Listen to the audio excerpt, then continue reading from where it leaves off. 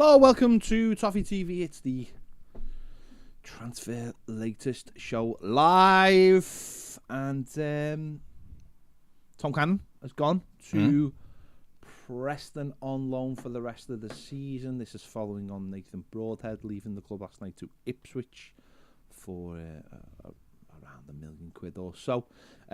So a couple of players have left, forward players, which a good sign.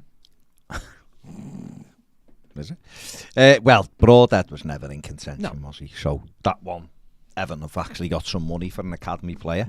Remember when he re-signed in the summer? A lot of people, including me, were like, oh, "What are we doing?" But it's to try and get some investment back. It makes sense if you can do it. It's just we've seen it before and it didn't work out. But this one is obviously Nathan's obviously does well in them lower leagues, doesn't he? He's nearly 25, so it makes absolute sense for him to move on, and it makes sense coming back in. That money coming back into the coffers, obviously, it's not gonna change the world, the money, but every penny counts, especially for Everton. So, you know, getting a bit more than $1 million in, and I know it can rise to a bit more than that as well. So, you know, that's more like it from Everton, and they need to do that. That really has to be the aim of the academy. Now, you know, are we going to get players in? Are any of these lads going to make it into our first team? If not, who can we make money on? It's a model that a lot of other clubs do. Let's be honest, Tom Cannon, if he does well at Preston, really should be getting a move there. They'll be the next one, Mona. Really, I mean, that's Tom Cannon shouldn't really be good enough for Everton. Not right now. No, I don't think Tom Cannon should ever be good enough for Everton. That's and yeah, but we have to. We've got to have a situation where we're looking at bringing our own through, haven't we? If he goes to Preston and does really well, I mean, Championship club, he's just turned 20. If he goes there and bangs in 7, 8, 9 goals between now and the end of the season, then he's worth another look. Whether he's good enough to play in the Premier League regularly and do well, I don't know. But the same with Ellis Sims, isn't it? Ellis Sims has just got 7 and 17 for Sunderland. Everton have brought him back for... What did he have, 8 minutes against, or 9 minutes against Brighton, or whatever it was? Oh, no, sorry, it was Wolves, wasn't it? And he got a little bit longer. But at the end of the day, Everton have to keep making these decisions a bit earlier on these lads. And we have to develop them so they are good enough to make us money. And that's it. And hopefully every now and again you get one where you look at and go, he will play in the first. He's that good, he's gonna make it here. Most of your players aren't going to make it at your club. But you've got to try and make as many footballers as you can, and try and get as much money back in as you can. If you do that, it gets better. It's about the standard, isn't it? It's about knowing when to sell them. Tom Cannon's done really, really well, but on the 21s, but he doesn't strike me as someone who should be good enough to play for Everton's first team.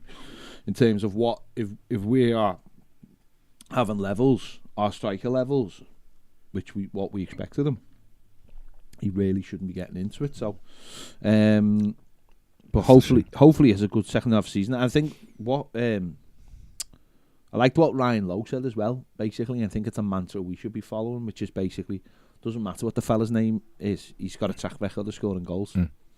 I think that's the mantra we should be following. Absolutely, I think it's the mantra Brighton follow. And Liverpool are after Casido now. You reckon they're going to get him in the summer for 30 or 40 million? Yeah. But we were in for him at 5 million, and Marcel Brands was dragging his heels. Brighton didn't drag the heels, and the kid's now a 30, 40 million pound player. We've seen that with Basuma. All right, they had to pay a little bit more. I think they paid around 15 million for Basuma, but they sold him for 30 odd. You're absolutely right. That is the mantra. Have a look at do his stats fit? Yes. Don't care whether his name is this, that, and the other. Does he put the ball in the back of the net? Yes, he does. Right, let's get him in. Not as he played in the Premier League.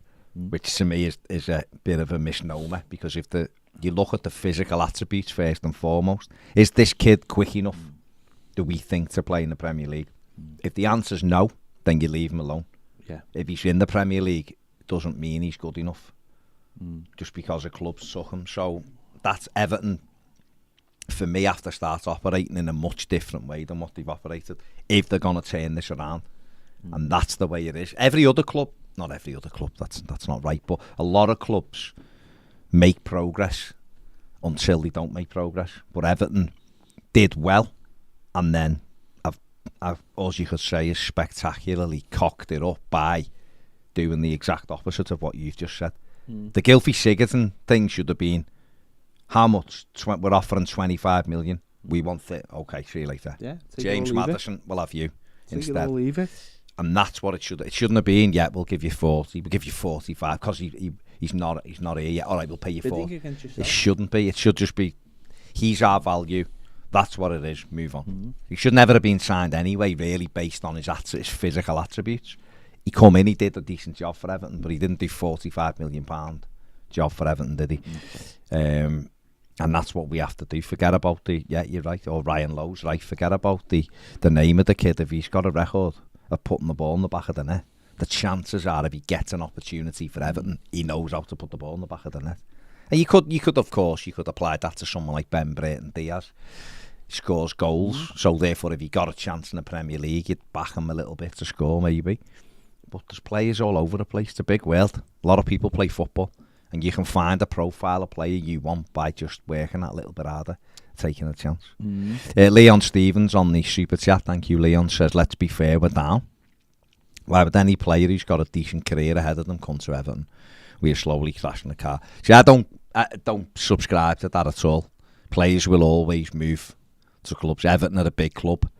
I'm not saying you get the top level player, of course you wouldn't, but there's players who are on the way up who would look at Everton, and if you're a player, you should be looking going, I can get straight into that team because it's not great, and B, I can make a difference, and I'll look at Richarlison or someone like that who's come to Everton, done well and has moved on, and that's how Everton have to be that. And you called it the journey club the other day, as in it's not a destination. People don't want to end up at Everton, that's their final destination, but Everton can.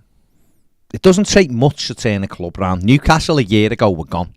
They were gone. They'd won one game or two games, and yet they had a point that they had to start at, didn't they? And that was, we need this, and they've done. And a year later, they're sitting in third place. You've got to believe in a project, haven't you? You've got to believe in managers. Got to convince you. Director of football's got to convince you that the project is worthy of you coming to. I mean, I've seen something this morning. They're saying Jordan Pickford wants to stay at Everton. He wants to sign a contract, but Everton are not willing to entertain what he wants. Now he's looking at it going, actually, I'm the captain of this club now. Well, not obviously not the Seamus plays. I am one of the biggest names who plays consistently. England's number one. I could get this elsewhere. What I'm saying to you is, I want to stay.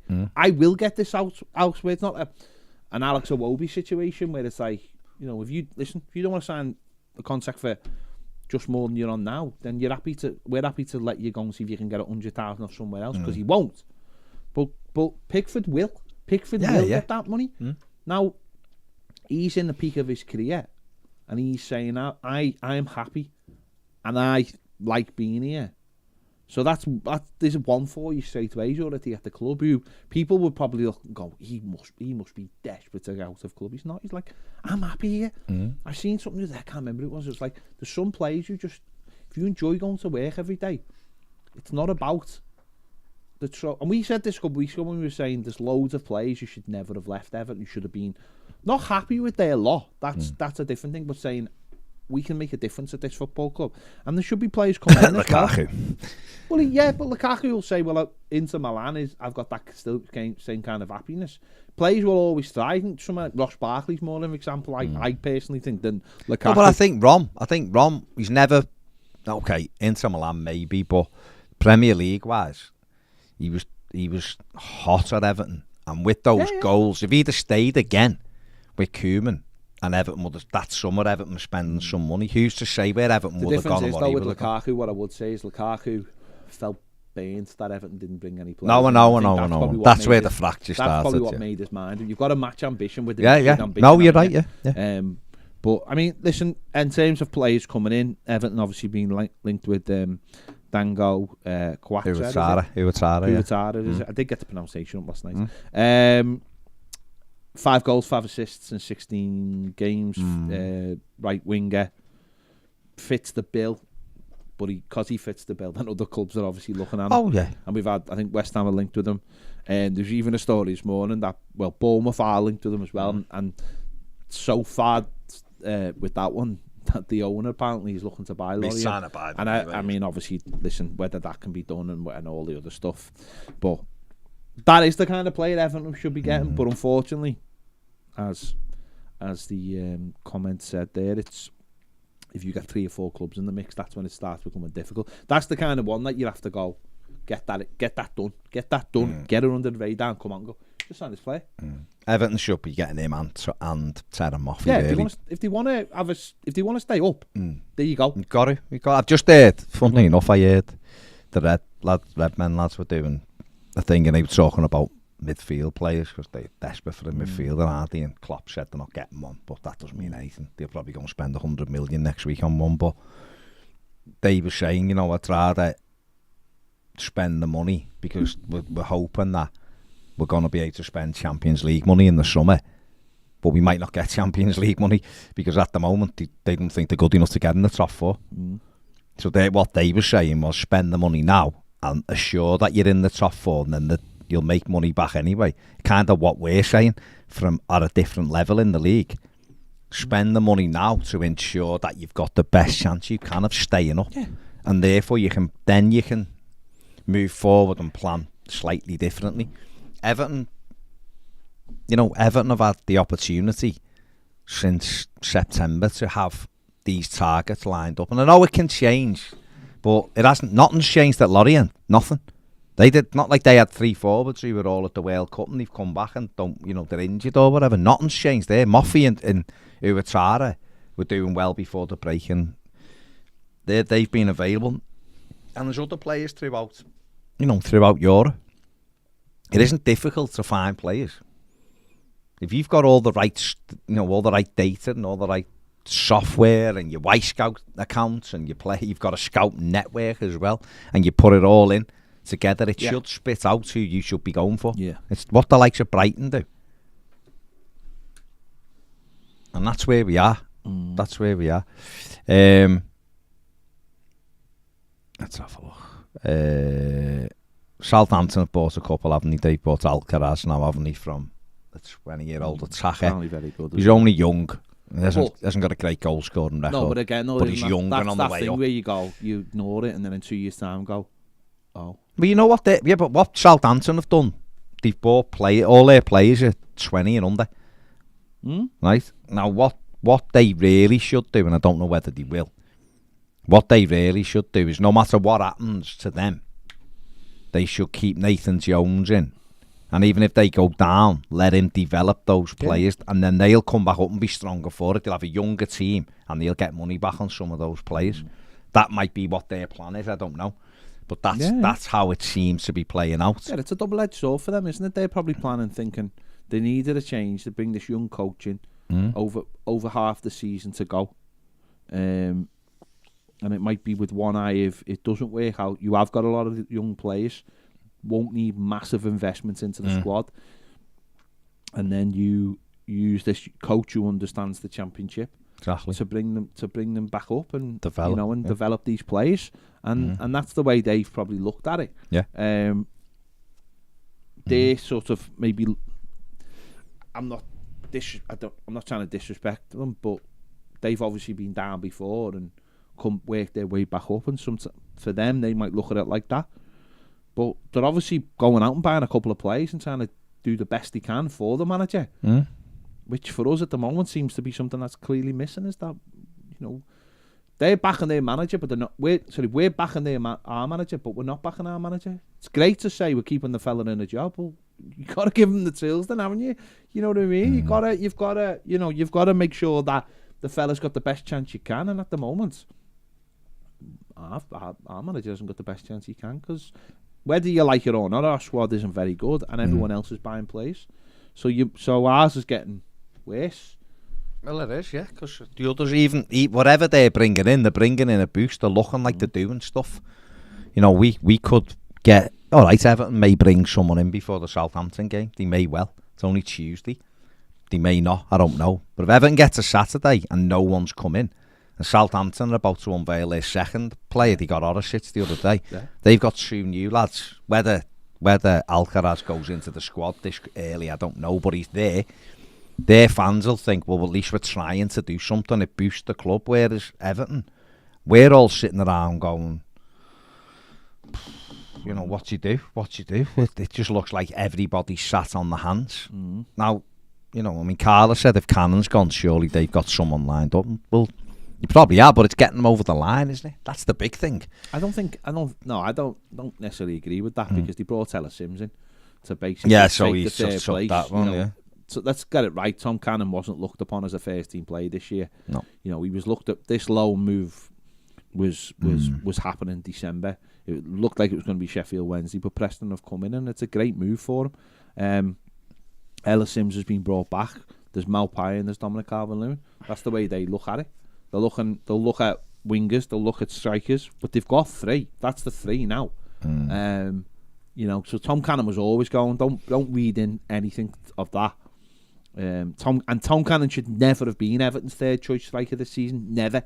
Not a chance should he have been, because he's nowhere near the level. You know, I know people get excited about young players, but you have to take a step back and actually look what's going on. The difference between the under-21s and Premier League football is humongous. Yeah. And you know, the idea of that Tom Cannon was going to come in.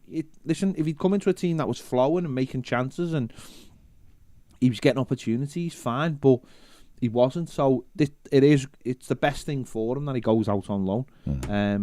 But we do need those players anyway. Absolutely. It's a big worry, isn't it? It's a big worry not bringing anybody in. Is a huge worry. And I think, to be honest, the club are making it worse for themselves. They really are. They're pouring more petrol on the fire. Yeah. The fans aren't letting them off this time. Sitting on your hands isn't a way to calm a situation down. So, you know, but just talking about, like, obviously talking about there about getting players in early and trying to get things done. You look at the Mudryk one, €100 million being linked with obviously Arsenal. Yeah. Again, that was something we were linked with towards the back end of the summer.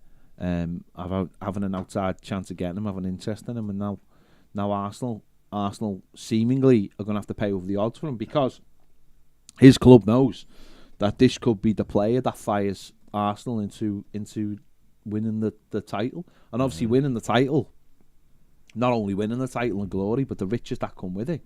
They're thinking, well, if this is the guy who wins you the league or helps you get over the line, or is the difference, then that €100 million is actually cheap. You know, and again, it's not just for 1 year; it's for, say, 5 years.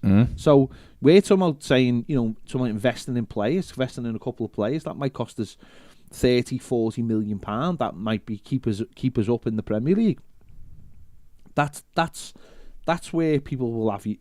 Will go, well, if this fella's going to win you something or keep you up or keep you in the Premier League, then we want to be compensated. And obviously that's what happens in January, and that's what happens when you have to do business in January. No, you're right. You're right. It's Everton are in a sticky situation. Certainly are. Tom says, yes, Moshiri needs to sell. Yes, the board needs hounding out as soon as possible. But how anyone thinks keeping Frank is a good idea is beyond me.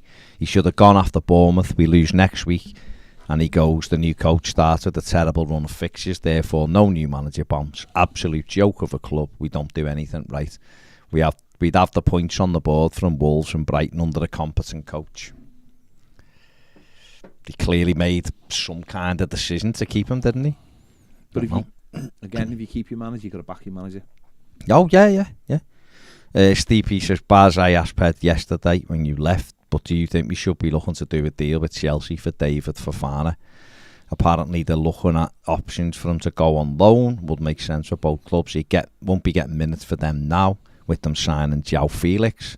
I also know you can't say names out to two players, but please tell me the fast. If they were any slower, we'd turn to stone. Would love Mathew, but I just don't see this club going after him, which is mad considering he probably cost a bit more than Maupay. They are more mobile than the two we brought in the summer, put it that way. Fofana, he's just come in. He's only come in a couple of days ago, hasn't he, from Mould.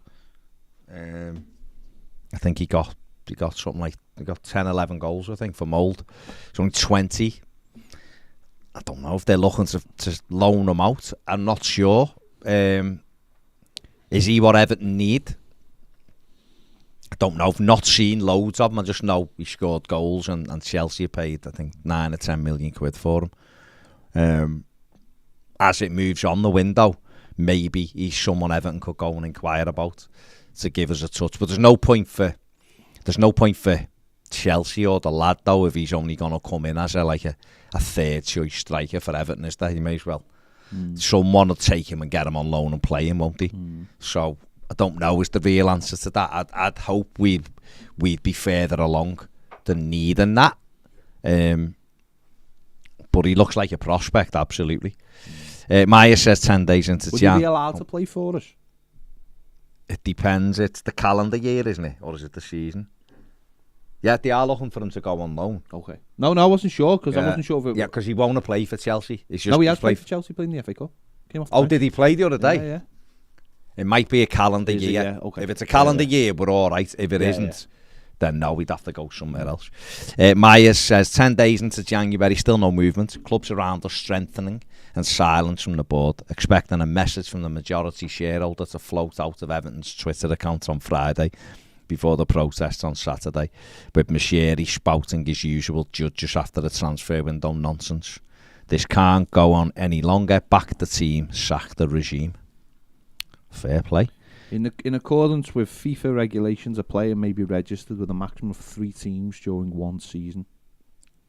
So during this period, the player is only eligible to play in official matches for 2 clubs. So you can sign for 3, but you can only play for 2. They're looking for him to go out on loan, so they must have. I don't know how that works then. If that's the season, if he has played for Mould, obviously he has. Their season's finished though. Wonder if there's a caveat to that. Maybe because their season's not ongoing. Maybe. Don't know. Glenn says, surely you get attacking players in first before giving Tommy the firepower cannon out on loan. No, because he's not a no, because like Ped said, Ellis Sims is effectively replacing that whatever choice Tom Cannon was, isn't he? Martin Kitney says, do you think the anger towards the board will cross the line at any point? Seems to be a lot of fans exhausted after last season, and the thought of doing bus welcomes again will fall flat. Others seem angry, very angry towards the board. It's not a great mix and very toxic. I don't know about crossing the line. I could never say that. I have no idea, mate. But what I would say, I feel this time there won't be... I feel in the past when there's been a bit of discontentment, something's happened where it's changed the focus. Unless Farhad Mashiri sells Everton before the board are gone, there won't be a change of focus. People will still be focused on them. If Farhad Mashiri, for argument's sake, came out next month and said, I'm selling to Qatari, then Qatari... You have to change the narrative, don't you? You have to change the narrative. Something has to give. Last year, Marcel Brands left, and then Benitez followed suit. The club said they were going to do this review. Frank Lampard came in. That changed the narrative. That people got behind the team. With Frank. Frank said all the right things. People aren't buying into that now because, it's the wolf in it at the end of the day. So you've got to change the narrative. There's only certain things that'll change the narrative. One, the owner's selling. That's hard. Bill Kenwright resigning, leaving, or being, asked to leave or whatever. That might change the narrative. Might seem like people are listening. Ultimately, I don't think this is really that hard. Buy the manager some players. Change the manager if you're not going to support him. Change people at the top. A combination of those things would change how people feel. What is happening right now is feeding the anger. Silence. No comeback from the football club since, whether you agree with letters or you think that's pointless or whatever, silence. The club since Friday or Thursday, since the letter went in, the club could have come out and done something, not acknowledging the letter, by the way, and gone, Kevin Felwell sits down with Everton TV and we talk about, I mean, he could have come in here, John, but that would be too easy, wouldn't it? And sat down and gone, these are our plans for January, this is why it's a slow start, these are the problems we face. Don't have to go into details, don't have to tell us how much money. No. You give people I almost feel like they almost do what, like, you know when like people are selling books, like apparently some fella's selling a book at the moment, or you're selling a film or something and you have to go around and do interviews with people and try and get your message out. Yeah, of course, why not do that? Why not get Lampard, Felwell to come out and say, or even, God forbid, someone on the board come out and go, I'll come in and I'll tell you just exactly what's going on. You know, I challenge anyone from Everton's board to come in here, sit down with Baz or with John and come and tell us what's going on and have an adult conversation with us. No, I'm just asking the question. Come down and sit down there and tell us why we're wrong. Come down and sit there and tell us why we're wrong. These are adults.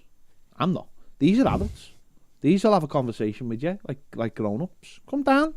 Anyone who's watching. Kevin Felwell, Frank Lampard, come down, sit over there and have an adult conversation about what's going wrong with our football club. I dare you. I double dare you. And have a conversation about what's going wrong with our football club and why you're the right people to make it better. Talk to us and change the narrative. Tell us why we're all idiots for having a go at you. Tell us why we're wrong. Come sit down and tell us. Doors open for you. It's not, you have to ring the bell. But come and tell us why we're wrong. Dead easy. It's not. I don't think that's difficult. That's the adult thing to do. Is your customers, if you want to call them that, are unhappy with not only the product but the delivery of the product, the value for money of the product. Come and tell us how you're going to improve it. Like maybe the CEO of a top company would. You know, the guy who works for Apple comes out once a year and tells everyone how it's going to be amazing. You know, the guy from Amazon or whatever comes out and come and tell us. And tell us why we're wrong. That's all you have to do. That's all you need to do anyway. I mean, we live in an age where if you don't fill the space, we'll fill the space, someone else will fill the space. National media will make things up and put it out there. Surely you filling the space is better. Surely you coming and speaking to people is the number one thing to do. And give us some hope. Because not at the moment, a lot of us feel really hopeless with the situation and feel really down with the situation. And like someone just said there, what will that lead to? Anger. Resentment. Yeah. And people will vote with their feet eventually. They will vote for their feet, not going to the game, or not buying products, not going in the club shop. If you don't have a feel-good factor about a football club, why would you go in the shop and buy a kit? Or why would you go on a tour? Or why would you even just go to the match? Come and talk to us. Tell us what's going on. Yeah, fair play. Jungle is massive, says every single transfer is amortised. How on earth can we afford repayments if we get relegated? Because we still get the Premier League money for a year, don't we? People will be sold. Obviously, they would. Other teams do it, mate, don't they? So quite clearly, that's football. If we got relegated, Jordan Pickford. Exactly. Straight out the door. Gordon, Onana, they'd all be gone. All of those. They'd all be gone. So it's not a... Wazoshi on the super chat, thank you very much, mate, says waiting to see what happens with Lamps before signings. Maybe, mate, maybe that's part of it as well. If the director of football or the sporting director or whatever his title is, technical director, is actually going, no, we're buying this type of player with this profile, then Everton will continue to buy or bring in that type of player regardless of whether Frank Lampard stays or not. Maybe Everton working in that manner, which does make sense. If you're buying for it's what someone like Brighton would do, would buy the profile, wouldn't he? Or Brentford would buy the profile of the player. Isn't the problem chicken and the egg? Doesn't Frank Lampard need better players to play what he wants to play? And therefore, what's the point if you're not going to buy him players? You might as well just sack him. We've both said, and even when you're trying to be positive, we both, I certainly think, without strengthening this squad, they're in massive trouble. They are in huge trouble. Yeah. Frank Lampard, the benefit I've given to Frank Lampard is that I think this squad is horrendous, and the only way it's going to improve is if he's allowed to bring people in. If you're not bringing people in, then you might as well go and get someone who's up for the Sam Allardyce or the Sean Dyche or whoever you think. You might as well go and get them. Because I fully agree with the sentiment, but the point being is why hang on to Frank then?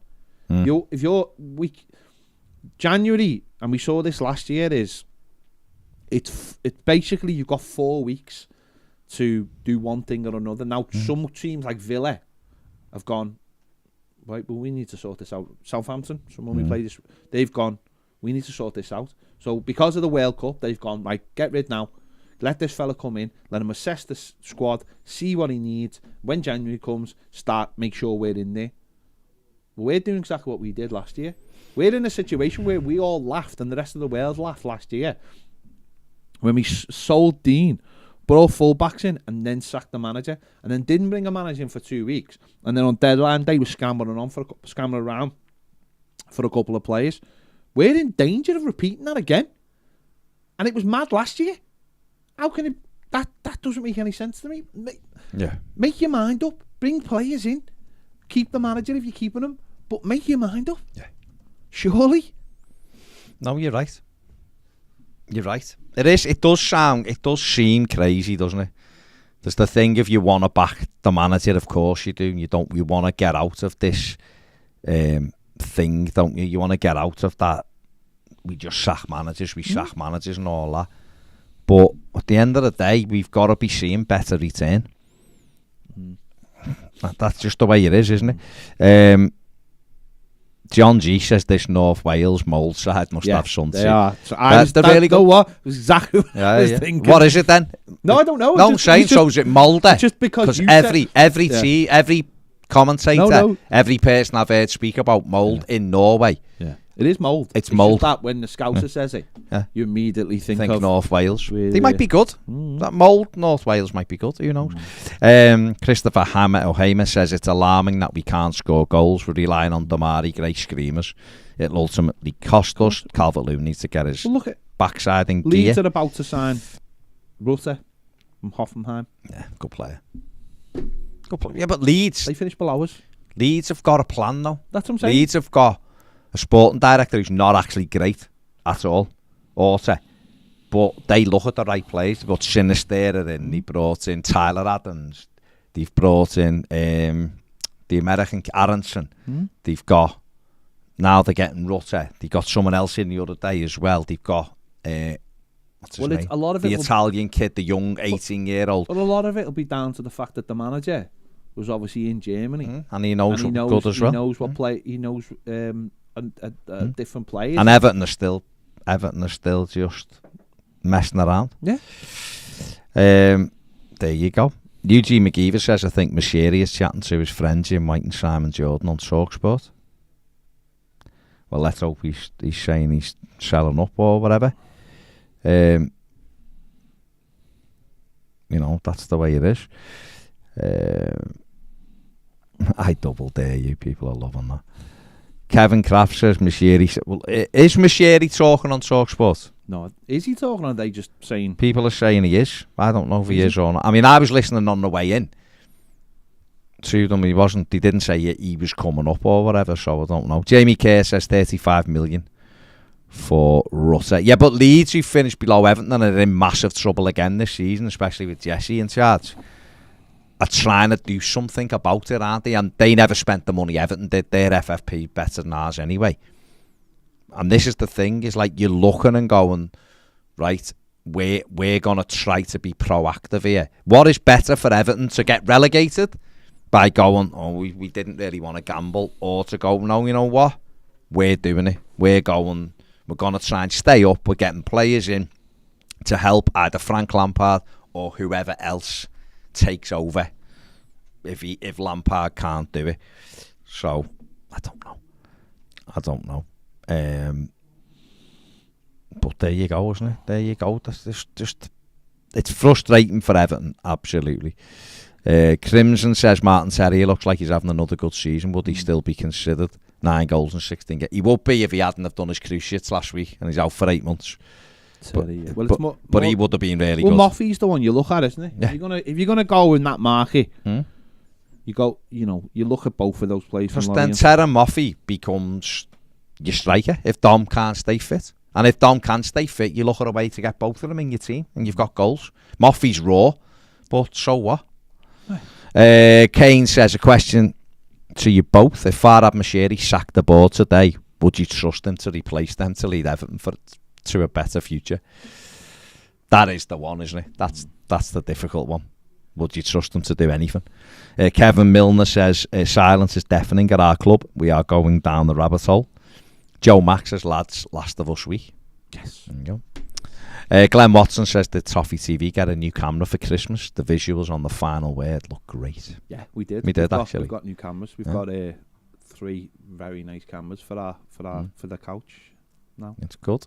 Phil Williams says, any chance of getting a number 10? God knows. P3P says, I'm new on Premier but been watching for a while. Thanks for all the content, boys. Thank you very much, mate. Cheers, mate. KSI, who's just finished making his next billion off Prime, says, genuinely, what do you each think will be the first sacrificial lamb in regards to changes on the board? Well, if there's changes on the board, you'd expect most of them to go. There'd be no point saying Graham Sharp's being replaced on the Everton board, would there? Really? Well, there wouldn't, would there? Or Grant Ingles? What would anyone say to that? Hang on. Can I just... And I'll ask Johnny here. I'll ask him for a visual aid here. Would it not make sense, right, to add people to the board before we kick people off the board?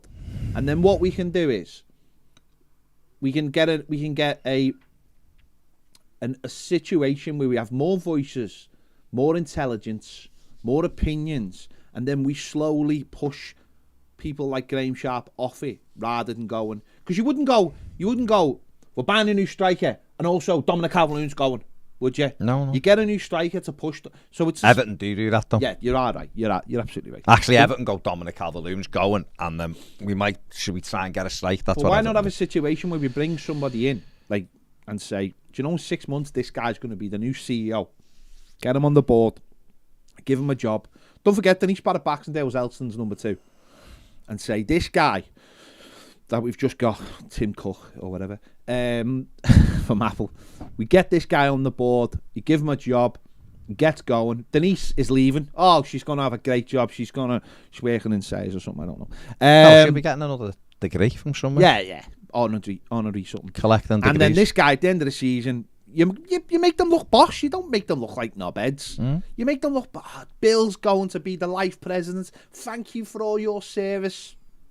You've been amazing. Denise is going here to run this company. She's going to go and work at Argos. And run it. She's going to replace the pens. No, she'll get something in a council or something, or a local government or something. Denise, she'll get something. On the bins or something. And then you make it look, and that's the political way to do it, isn't it? You don't go, you're out, he's in. You need that crossover. And the other thing is, they can't, whether people like it or not, you can't sack the board today and they're all gone, because then who runs the football club? Well, legally, you've got to have 4 members of the board anyway, haven't you, John? 3. Okay. So, then the articles. So you then have to go. You get into the territory. Then going, all right, Bill's gone, Denise is gone, Grant's and gone, these people have to pick and up. Now Richard Kenyon, Christine Pryor, and Mo Magazzatti or Damari Gray is the new Everton board. Imagine Damari Gray cutting in on the board. He'd be cutting in on the ball. And apparently he's got a lovely family as well. There you go. Well, according to inside sources, Rob says, are Everton a big club? What makes a big club? What do clubs have to do to lose their status as a big club? Not trying to be funny, genuinely interested. That's due to being fairly young. All I've seen is mediocrity. I think, do you know what defines a big club nowadays? Being relevant. Yeah, for me, Everton are traditionally a big club, as in historically, still won loads of trophies, won the 4th most leagues since time began. They've got a big fan base, obviously 70 odd years without being relegated. That could well change this year. So that kind of thing, for me, keeps Everton at a big club. Are Everton a top club? No. Are Everton a big team? No, they're not. Because they're simply not in the running for anything, are they? We're just, at the moment, to this generation, we're just poor. But I understand your point. If you're only a young man, and take Ned, young lad, he's only ever seen Everton really being all right under David Moyes, and then being rubbish really. Maybe 7th and 8th, which is, we'd all bite someone's hand off for now. But lately, it's been relegation battles or just mediocrity. So, would you literally bite someone's hand off? No. Depends how hungry I am, but I wouldn't really. No. Would it matter about hunger? If it made of chocolate, I might. Chris says it's just negligent top to bottom. All summer to replace Richie, 6 weeks during the World Cup to bring someone in, and yet nothing. Dithering, incompetent idiots, the lot of them. Couldn't run a bath. How on earth we have got here as a club? It's a expletive joke. Can't disagree. Dr. Fulcanelli, what a name, says, how, with all the money spent over the years, do we find ourselves in a situation where nobody at the club knows what they are doing? God knows, mate. AD says, I'm waiting for the Breuer shouts to come back around with Chelsea signing all these forwards. Well, maybe he would have done if he wouldn't have got any injuries out for the rest of the season. So, Steve P says, do you think if we don't win this weekend, he's gone? A draw. I don't see how anyone could paint a positive picture of a draw. No. So, yes, I think if Everton don't win at the weekend, Frank Lampard won't be Everton's manager for West Ham. That's just my personal opinion. 1 win in 12 is embarrassing. If it's 1 win in 13 after the weekend, then it's shocking. Well, we'd be bottom of the league if we got beat, wouldn't we? Possibly. It depends on the other two, but yeah. We'd be down there, wouldn't we? Well, we would, wouldn't we? Southampton go bottom. Are we seconds at bottom now? Yeah. We're seconds at bottom, okay. So, yeah, we'd be bottom. So, no, we're 3rd bottom, aren't we? Yeah. Depends on the other one. Yeah. Even if they beat us? Unless they beat us 9-0. No goals, yeah. Fair enough. Well, being the bottom 3, being beaten by a team again who's been bottom of the league, there's not a chance he can see it out. The players are poor, but a good manager would have won more than 3 games by now, says Steve. Paul says, get shut of 2 people simple. We know who they are, and bring in top people who know how to succeed and not people who get rewarded for failure. Chris says, spot on as always, Ped. They obviously won't take you up on your offer because they're cowards, just like the majority of our players have been over the last few years. Everything aside about this club, apart from the fans, is pathetic. Stuart Lowe says, what you want to do is make a live call to Everton Football Club to invite them onto the show and keep doing it every day until they do. Well, we have asked quite a few of them.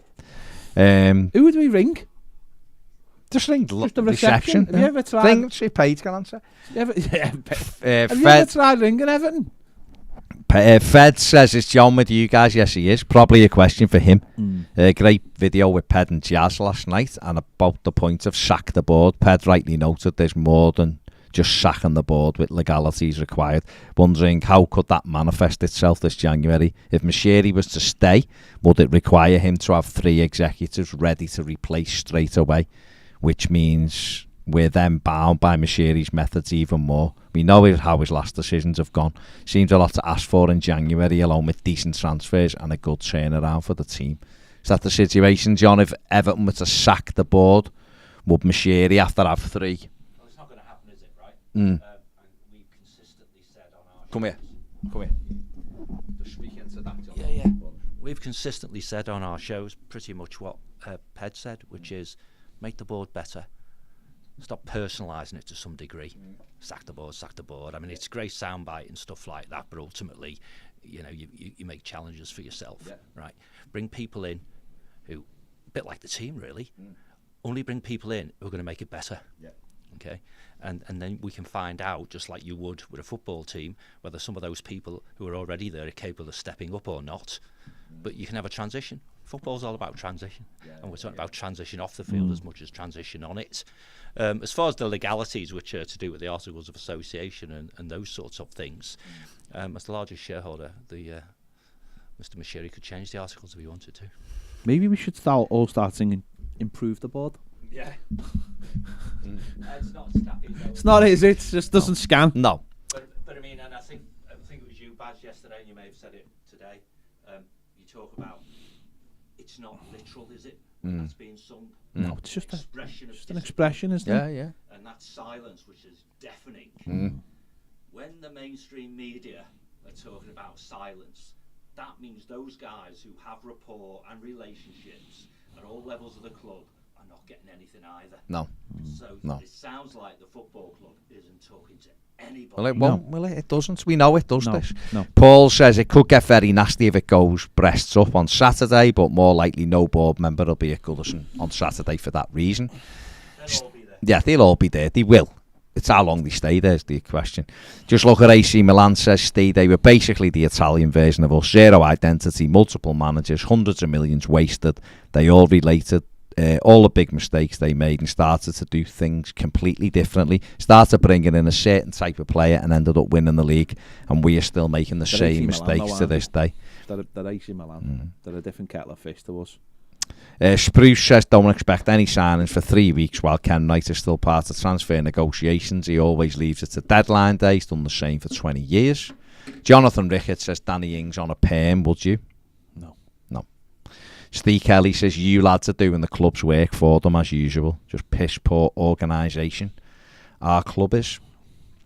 Well, that's just the way it is, Steve, isn't it? We're doing our bit. We're Evertonians talking about it and hoping and almost trying to cry in a change. Well, we are trying to cry in a change because that's the only way to do it. Yeah. I mean, you take someone mentioned there about AC Milan, Italian teams and Italian fans. Jesus Christ, people sometimes give our fans a bad thing, because 10 people turn up at Finch Farm. Remember Jesus Carlo Christ. laughing when they questioned him, and he was like, 10 people. That's not a. Yeah, he was people like, go to Italian not training that, grounds mate. and burn them down. And make sure like the players are vilified and all this kind of thing. That's what happens in other countries. We're gentle. We're tickling the bellies in many things. What we're doing when people come out and say, "Oh, it's terrible because this got said or that got said," or "Don't make it personal," you're joking, aren't you? This is some people's lives, and what they see is people at a football club destroying your ability to, to enjoy yourself, because whether we like it or not, right? Your football club is your life. It takes over your life. It dominates relationships. I got married to someone because of Everton. My sister got married to someone because of Everton. Do you know what I mean? My mum and dad have got grandkids because of Everton. My dad's 70 years of age and his life is still. He's started to go on the match again. Your dad's the same. John coming in and go, I managed to get my grandson a ticket. It dominates our lives. It is our lives in many. It's the backdrop to our lives as other things have gone on. We've made it our lives by creating this. It's the backlight. It's the thing that It's the thing that many people will be watching now wake up on the day after a match, and for 5 seconds they have that ignorance, that bliss, and then they go, for fuck's sake, we got beat yesterday and was you have that 5 seconds of lovely bliss, and then the feeling sick, isn't it? When you wake up, you go. There's not a way on earth that any of us can go, and I see people going, you just go outside, lads, forget about it. No, mate. We're playing a pre-season game against Leighton Orient. That means absolutely nothing. I'm staying in to watch it, mate. I was watching the Australia games and being made up when we scored a goal. Great goal, lads. But in Australian second division. It's the absolute. And that people might go, you want to get out and do more with your life? I guarantee. I do a lot with my life, but Everton is still important. I guarantee every single person's has got something in their life which actually just keeps them ticking over. I guarantee that. Doesn't matter what sport it is. You're not telling me when fellas go round the world to watch England play cricket or whatever. That's not what, you know. All football fans are the same. It dominates your life. And when you see it being destroyed, and when you're powerless, and other people look upon you as in, oh, just support your club or just support the team. It's like, I am. This is how I'm supporting the team, by wanting more for it. Yeah. You know, I've been called negative for years about my views. I don't care. What I want to see is Everton being the best it can be. I don't believe that's what it is at the moment. I don't think we've got the people running the club are the best for the club. I don't think they have the club at heart. Regardless of, they might think they have, but I don't think they have. Not in the way we have. They haven't changed. They haven't modernised the football club in the way it has to be. You know, it hasn't moved on. It has old-fashioned values that are not really applicable in football anymore. And every day, this dominates ours. And luckily enough, we have a viewership that understands that and has come with us on that. And that's why people watch, because they want that little bit of hope. You know, I heard the lad say the other day, he's like, I'm clinging on to every transfer story. Like my life depends on it. Like, I want... You know, when people looking for the light at the end of the tunnel. When you have these transfer stories and people, you get linked with these players, and people go, they're not thinking we're going to sign him. What they're thinking is we're looking to sign somebody, and it keeps them going. And it's hard. A lot of people have really crap lives, or you know, we're waiting for hoping the washing machine doesn't break, because they've just got that little balance, and the last thing they need is Everton getting beat all the time, and. When you sit here every day and you've got to talk about it and you're looking, and like I've just said, you hear absolutely nothing coming out of the football club, it does make you angry. It makes you very angry. They've got all the tools. They've got all the knowledge to come out. We're not kids. We're not kids. We can take it. We mightn't like what you have to say. You should be heading stuff off and they're not, until you get someone properly on the PR side. As I've said a million times, worst thing Everton Football Club have done for the last 10 years was sack Alan Myers. And he was the worst thing in the world. I said it then. For that. Said it then. Said it now. The person who done it knows who they are. We know who they are. And it's the worst thing you ever did. Worst thing. Because not only is that man a blue inside out, but he knows the fan base inside out.